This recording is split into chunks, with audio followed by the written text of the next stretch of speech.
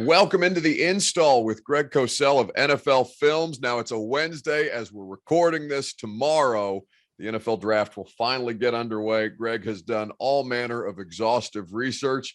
And still, Greg, there's so many other prospects that I'm sure you haven't gotten a chance to see, which I know because of the detail that you go into must drive you nuts. But it's at a certain point, you got to come up for air, my guy. I know it does drive me nuts, though. I think I've seen about 175 players in great detail because that's the way I do it. I can't watch 40 plays and say, okay, that's I'm done. So I've seen about 175 guys in great detail. Obviously, there's plenty I've missed. Some I really regret that I've missed. I can probably take a look at them after the draft, obviously, because then I'll know what team they're on. But leading up to the draft, I wish I could have done 50 more, but there's only so many hours in the day, Buck. And believe me, most of those hours I spent watching tape. I honestly don't know how you do it, buddy, but we're grateful that you do because it provides excellent conversation at this time of year. Now, there's three positions that we haven't got to yet in our pre-draft analysis: offensive line, defensive line, and the edge guys. So I think that's the place that we need to start, particularly given that the local professional football team has so many needs along their offensive line as we sit here. So, Greg, I think O-line is the position that is most misunderstood by people who watch football on a day in, day out basis. So I think it'd be helpful for you to explain to people how you go about scouting the positions across the front. And I had to learn, Buck. I'll be the first one to admit it. I didn't start out as an offensive line guy, and sometimes I still feel that I'm not great at it, but I've gotten a chance to learn quite a bit over the years. So I would say when you look at offensive linemen on tape, there's two elements, obviously. There's run blocking and there's pass protection. And there's different traits and attributes that are needed for those two different areas of offensive line play. I think when you look at it at the run blocking portion, they have to be able to move the line of scrimmage.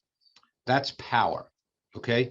They have to be able to cut off, backside cutoff blocks, those kinds of blocks.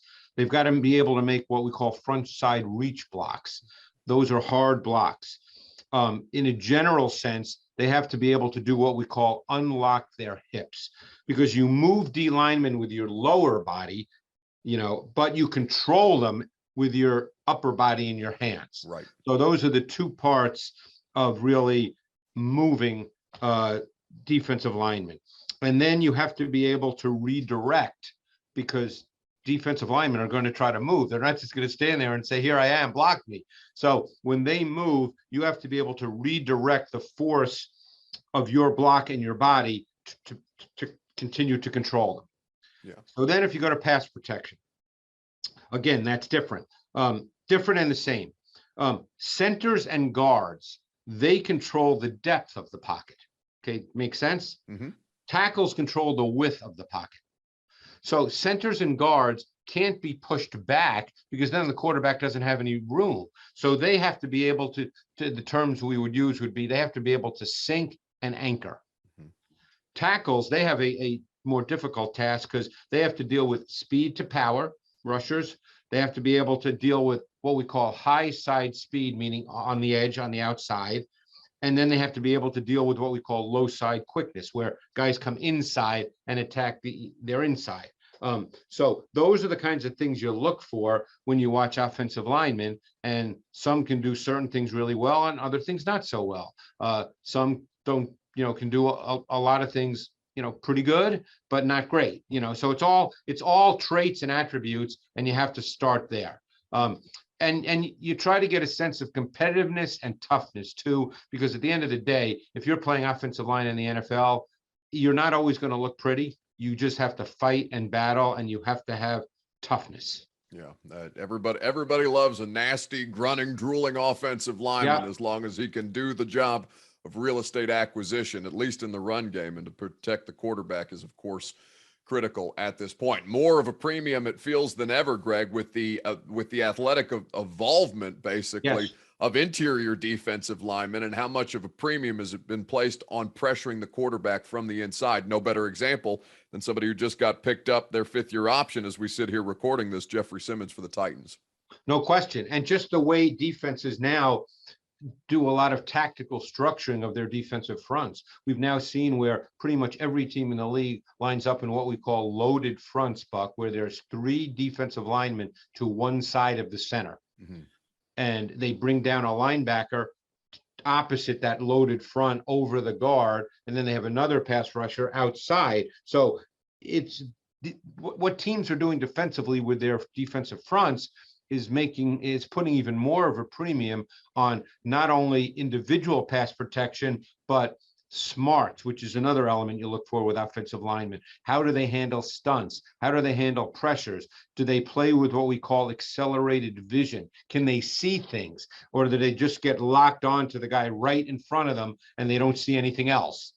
So there's so many factors that come into play, but you're right. The nature of the game has changed defensively, not only with better individual players, but with more tactical approaches by defenses that make it really difficult to pass protect. Yeah, vision doesn't just apply to running backs anymore. Right. The offensive linemen, and everything has evolved athletically, of course, over time. We see it in basketball, we see it in football, and all across sports, but certainly that is a big component of this. So this is a big man draft between the offensive lineman and the defensive lineman, and it would be curious to see how the 3 days of this play out. But the 2 top prospects by I don't want to say consensus, because I'm sure there's somebody out there who's got a different opinion, between Neal of Alabama and Ickey Ekwonu out of North Carolina State. These guys are regarded as the 2 top tackles in the draft, Greg. Is there a difference to you as you watch their tape other than the level of competition that they're going up against? Just one quick point. I would bet if you spoke to offensive line coaches, they would put Charles Cross in there as well. Out of Mississippi State. Yes, another great prospect. Yeah. I think there is a difference. You'd be surprised at how many teams have Ekwonu as a guard. Now, I think he's going to start his career, depending on where he goes, as a tackle. And unless Jacksonville were to take him at number 1, they have Cam Robinson. They just gave him a tender. So he's there. And a contract today. He just signed an extension. Oh, he did? Yeah. I didn't see that. Okay, yeah, great. 18 mil a year. Oh, okay. So he got your money then. Yeah. Or yeah. maybe on my next contract. Right, maybe we'll go for the bag on the next right. one. So he's going to play left tackle. So if Jacksonville were to draft him, I don't personally think they will, but that's all speculation on my part. But there are many teams that see him as a guard for a number of reasons. One, he's a little straight-legged in his pass protection, and he's got some lower body stiffness. Whereas as a guard, those things aren't as important. As a guard, you could say he's got elite traits because he's got great size, he's got great length. He is the best run blocker in this draft class by far. He's nasty in a good way. Not nasty after the play's over, which some guys are. Yeah. And people confuse that with being competitive, but he's nasty during the play as a run blocker. And he's got and that goes with a great mindset. So I think he could be an all-pro guard right off the bat. So we'll see, but someone might draft him and say he's a tackle. Neal's different. Neal looks like a tackle. I wouldn't say Neal has great athleticism. I wouldn't say he has elite athleticism, but his athleticism is perfectly fine. He's long. The one thing he's got to clean up is he has a tendency at the top of his pass set on what we call 45-degree and vertical sets to kind of lose his balance and body control a little bit. That he needs to work on, but he looks like a tackle. He's long arms. It's probably, what your flavor is based on the kind of offense you'll run. But I like Neal. I think Neal is, to me, the best tackle prospect in this draft class. It's such a fascinating thing because you mentioned that, just pure speculation, as you said, about Jacksonville and potentially going defensive line, whether that be Aiden Hutchinson or Trayvon Walker is currently being discussed. But Greg, right. I mean, we've talked about Trevor Lawrence and the idea of a quote unquote generational talent and how misleading that can be when we all saw, certainly the second game that they played here in Tennessee, how much appreciably worse Trevor Lawrence got as the season wore on because he does not have that protection. And Jacksonville's fascinating that way. And putting aside the generational stuff, which I never buy into because I just don't. But and not about Trevor Lawrence, about No. any player coming out in general. Right. If they've not played in the NFL, they're not generational talents. Transcendent, generational, we can do away with them for the most part. Right. But what Trevor Lawrence is as a quarterback, and you have to understand your quarterback, is he's a strider, and his delivery is not compact. It's not too long, but it's not compact. So he needs space. Yeah. So the style of quarterback he is demands a good offensive line, because what happens is when the bodies get too close to him, he speeds up his delivery. He no longer has that space to stride, and then he speeds up his arm. And that's why, as the season progressed, you saw his accuracy, his ball placement diminish a bit, because he started to play too fast, because he just didn't have that comfort level. You know, another quarterback like that, and this guy's a notch below a Hall of Famer, so you can be very, very good playing that way, is Matt Ryan. Matt Ryan's always been a strider as well. So you can play quarterback like that. That's not the issue, but you have to understand that style of quarterback needs an offensive line, so he's not squeezed and the pocket doesn't close down on him. Yeah, for the purposes of Tennessee, certainly protection is something that they could do with an upgrade on. They've been chasing basically the rebuild of this offensive line for several years now, and it's time for them to find an impactful player to either play left guard or right tackle, depending on how they see Dylan Radins slotting in, as we discussed last week. Zion Johnson is somebody who comes up. I don't know if he's going to be there in the late 20s, Greg, because every scout that you talk to, or at least who I've talked to, seems to be in love with the guy. Between him, Kenyon Green out of Texas A&M, both have displayed positional versatility. But Kenyon Green, I mean, he seems to be the best plug and play at a left guard, for example, but also go ahead. Johnson could do that too, by the way. Johnson's plug and play.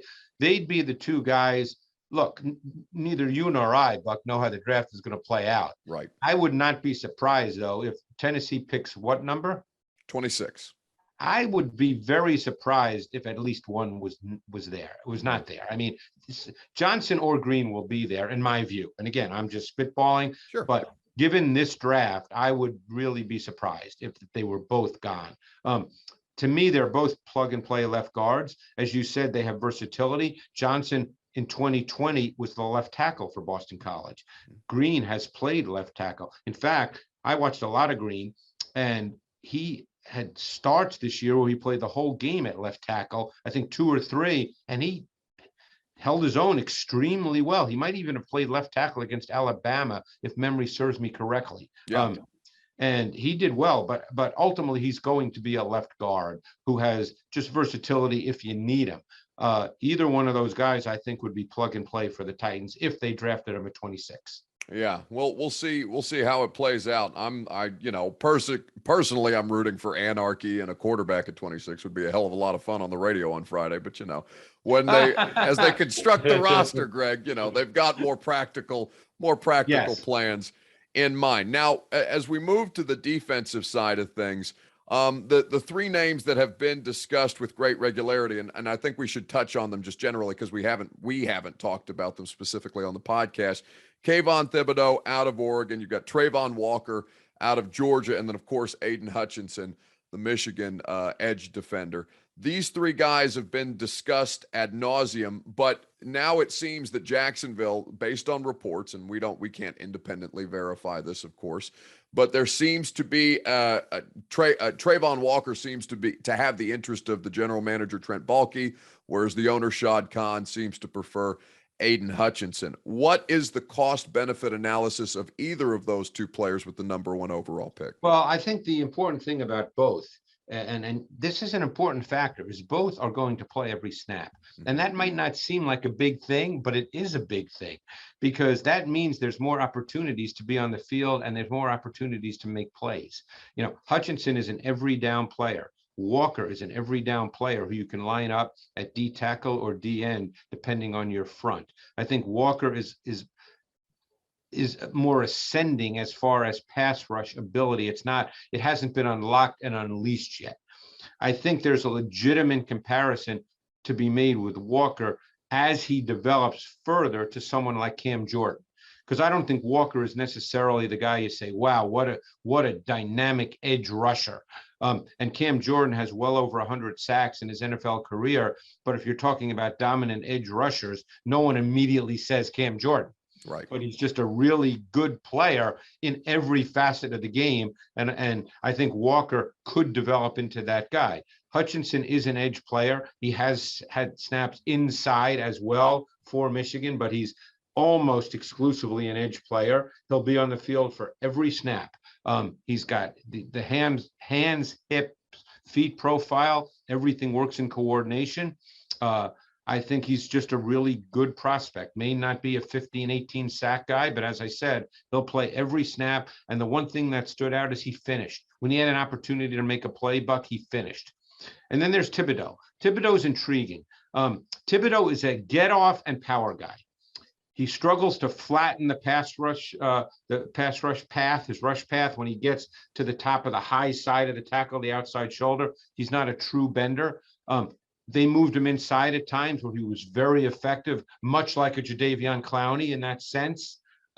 So those are the main three. I would bet, you never know, but I would think Hutchinson and Walker would go before Thibodeau. But again, now I'm just, throwing stuff against the wall. Well, and we try to avoid that, and I think we've done that pretty successfully throughout the course of this process. But as we talked about last week, there's no way for us to be able to account, nor anybody outside of the executives and the scouts inside of the organizations, to account for every element of that team's philosophy that will go into the draft evaluation process, which is why, quote unquote, shakeups or upsets, or however you want to call them, throughout the course of the draft, that may be the case for people watching externally, but to the organizations, that's hardly ever the case. And this is a year too, just a very quick statement, where I think because there's very few players that would be seen as you have to get, that are just transcendent, that stand out.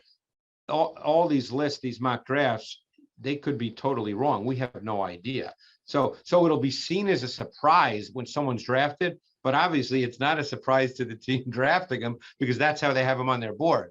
Oh, it'll make for great television though, Greg, when they've duped us all with the mock drafts and then somebody pulls the upset and everybody loses their minds. That's how it goes this time of year. Now, outside of the big three, for lack of a better term, there's two guys in particular, probably the next rung, the next tier down, in Jermaine Johnson, the Florida State transfer who was at the Senior Bowl, really was one of the more impressive prospects who I had the opportunity to watch the Senior Bowl and whose tape is pretty interesting to watch. And then George Karlaftis, the Purdue edge defender. These guys, I assume you have them as the next tier down as well, or am I leaving out a name that you think deserves to be mentioned in that same? Name. I would have Jermaine Johnson number one. Okay. Well, take it away. I think Jermaine Johnson, 2-3 years down the road, is going to be the best edge player in this draft class. Okay. I think. Let me shut the hell up, Greg. Shoot. I think he's long. He's wiry. He's got really strong hands. He's got long arms. I think he's just scratching the surface of being a dominant pass rusher. I love Jermaine Johnson's tape. He's a really good run defender. So I think Jermaine Johnson, to me, was the best edge prospect in this draft class. Whether the draft plays out that way, that I can't speak to. Sure. Karlaftis is different. Karlaftis is a fascinating guy because he's an upper body player. He's got an incredibly strong upper body. He's got really strong hands. As you may or may not know, he was, I believe, a shot put champion in the state of Indiana in high school. So that's where his upper body strength comes from.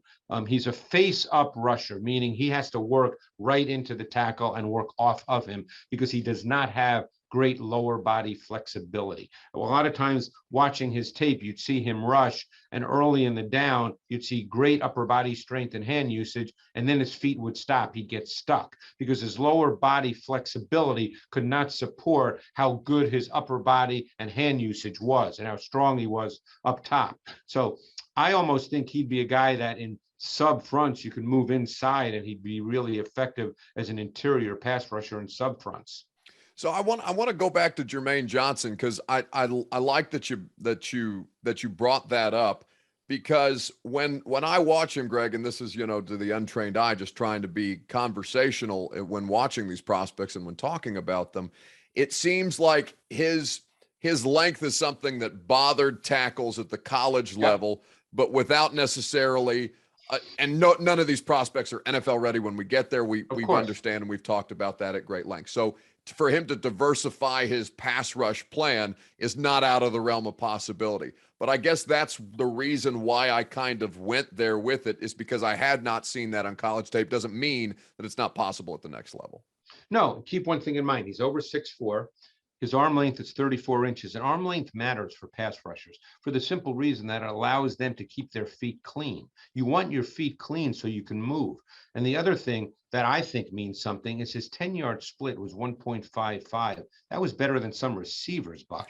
So you're dealing with a very athletic guy. And as I said, you wouldn't call him truly bendy, but he's not inflexible either.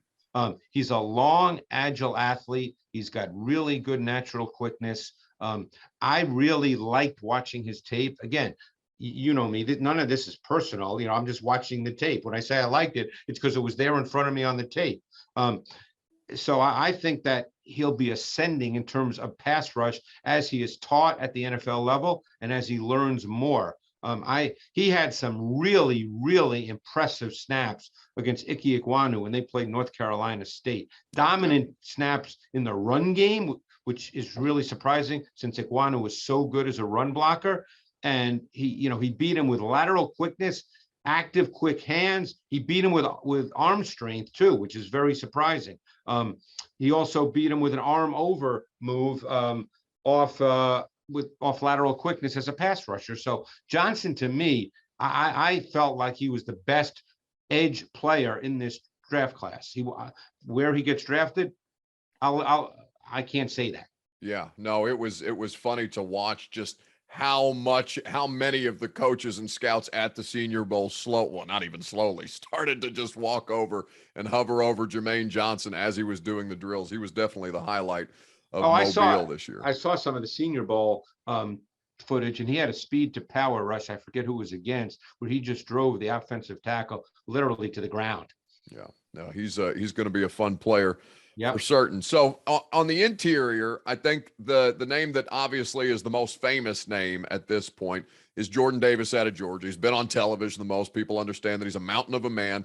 But in going back and watching a couple of these games, Greg, and certainly the SEC championship game, obviously Georgia got the better of Alabama in the championship, which matters more than anything. But Bill O'Brien's game plan to kind of, I don't want to say negate Jordan Davis in the SEC championship game, but make him less impactful from the way that they were just trying to get the ball to the outside, get him to run sideline to sideline and kind of wear him out. I thought was really interesting, one, for the lack of adaptation that Kirby Smart had in that game, but two, just for what that may mean for somebody that size at that position.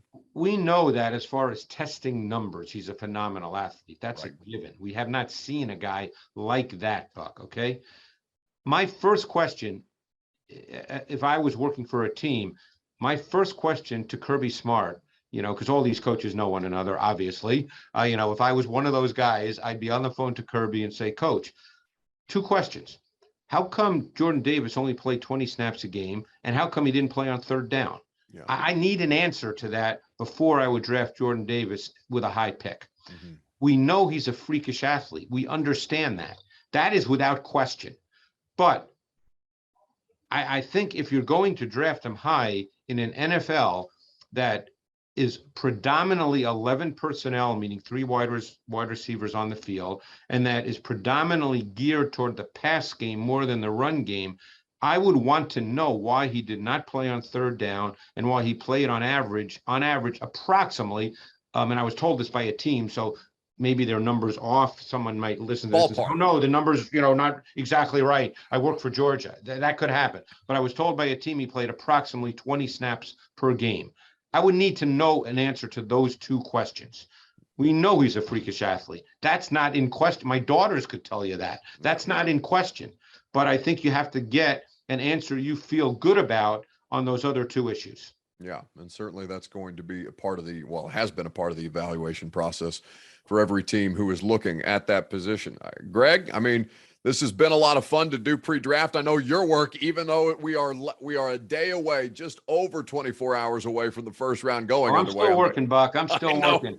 I'll probably be buddy. watching some guys even after the draft, because then I'll know where they are, and it'll be interesting. Guys that I missed, you know, when I see where they get drafted, because there's always going to be a surprise. There'll be somebody drafted in the second round that everybody thinks is a sixth round pick, and I'll go, oh my God, I missed that guy, and I got to look at him now. You know, which is perfect, because we'll do another podcast. And we'll do it next week. Well, we have to talk about who the Titans draft, obviously. And then we'll, you know, do some other things, because there'll be some surprises in this draft. I think the 6th pick, just before we finish with Carolina, could be a delineation point in this draft, depending on who they take. Yeah. And I also think the 9th pick with Seattle, because John Schneider has a big track record of trading out of early picks and looking for more picks. So I think the 6th pick and the 9th pick are going to be potentially delineation points in this draft. And based on Peter King's reporting, Schneider is already trying to trade back out of that 9th overall pick in his football. I think he's done it something like 6 or 7 times since he and Pete Carroll got there in 2010. So that they have a track record of doing that. Yeah, well, it'll be a lot of fun to watch play out in Las Vegas, and then even more fun to talk about players in actual landing spots, because then we'll be able to sink our teeth into this even a little bit more. Greg, a pleasure as always. Thank you so much for providing this insight for us throughout the course of the pre-draft process. And of course, we'll do it again next week, buddy. Thanks, Buck.